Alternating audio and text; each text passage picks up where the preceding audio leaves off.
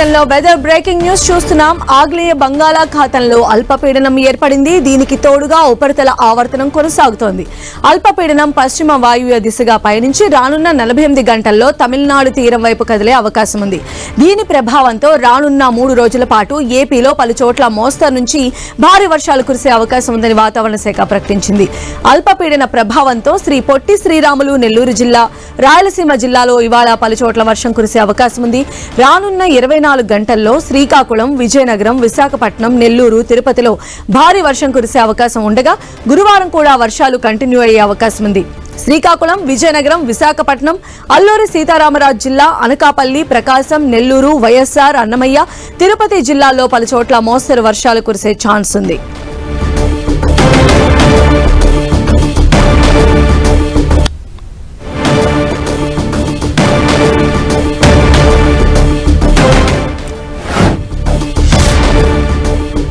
అల్పపీడన ప్రభావంతో సముద్రం అల్లకల్లోలంగా మారింది. అలలు భారీగా ఎగిసిపడుతూ ఉన్నాయి.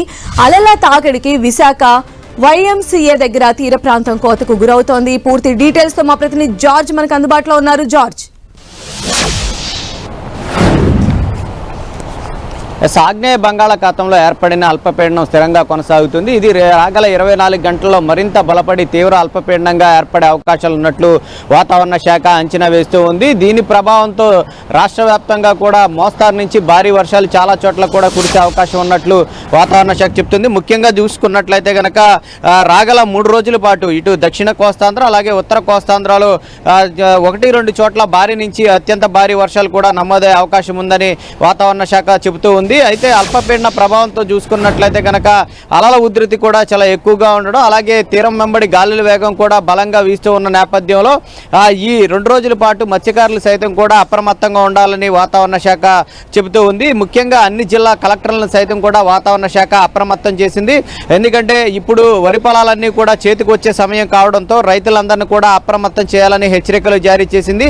ఎవరైనా పంట పొలాలు కనుక కోయకుండా ఉంటే వాటిని వాయిదా వేసుకోవడం, ఒకవేళ కోసి ఉన్నట్లయితే కనుక ఆ పంటలను భద్రపరుచుకోవాలని చెప్తూ ఉన్నాయి. ముఖ్యంగా చూసుకున్నట్లయితే కనుక ఈ వాతావరణంలో మార్పులు కారణంగా చూసుకున్నట్లయితే దాదాపుగా ఏడాదిలో చూసుకున్నట్లయితే కనుక 6 నుంచి 7 అల్పపీడనాలు మాత్రమే ఏర్పడే ఛాన్స్ ఉంది. కానీ ఈ ఏడాది చూసుకున్నట్లయితే కనుక దాదాపు 15 వరకు అల్పపీడనాలు ఏర్పడ్డాయి. కేవలం ఈ ఒక్క నెలలోనే 3 అల్పపీడనాలు ఏర్పడి మొత్తం రాష్ట్ర వ్యాప్తంగా కూడా విస్తారంగా వర్షాలు కురవడం జరిగింది. మరొకసారి చూసుకున్నట్లయితే కనుక YMCA బీచ్ వద్ద చూసుకోవచ్చు. అల్పపీడన ప్రభావంతో చూసుకున్నట్లయితే కనుక అలల ఉధృతి కూడా చాలా ఎక్కువగా ఉంది. ఇక్కడ YMCA వద్ద తీరం కూడా చూసుకున్నట్లయితే కనుక కురుసురా సబ్మెరీన్ దగ్గర నుంచి YMCA బీచ్ వరకు కూడా చూసుకున్నట్లయితే తీరం మొత్తం కూడా కోతకు గురవుతున్న పరిస్థితిని అయితే చూసుకోవచ్చు.